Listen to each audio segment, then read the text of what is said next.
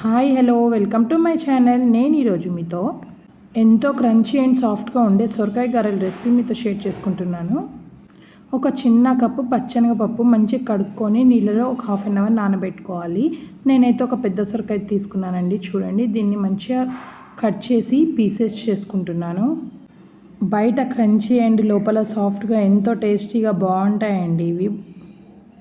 దీనిపైన పొట్టు మొత్తం తీసుకొని కడుక్కొని ఇలా మొత్తం కొబ్బరి తురుముతో తురిమి పెట్టుకోవాలండి. ఒక హాఫ్ కిలో బియ్య పిండిలో కొద్దిగా జీలకర్ర, కొద్దిగా కారం, సాల్ట్, పసుపు, అల్లం వెల్లిపాయల పేస్ట్, నానబెట్టుకున్న శనగపప్పు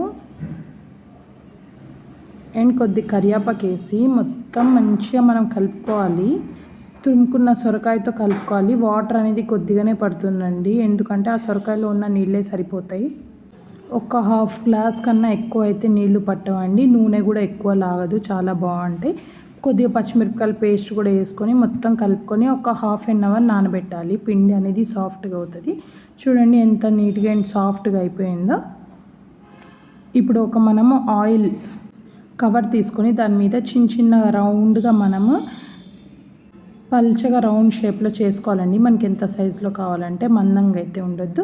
చేతికి కొద్ది కొద్దిగా ఆయిల్ పెట్టుకుంటూ చేసుకుంటూ ఉండాలి.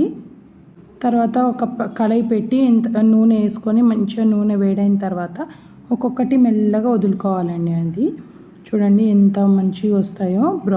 బ్రౌన్ కలర్ వచ్చేంతవరకు సిమ్ మీద పెట్టి కాల్చుకోవాలి. ఫుల్ మీద పెడితే లోపల పచ్చిగా ఉంటాయండి. చూడండి ఎంత బాగున్నాయో చూడ్డానికి.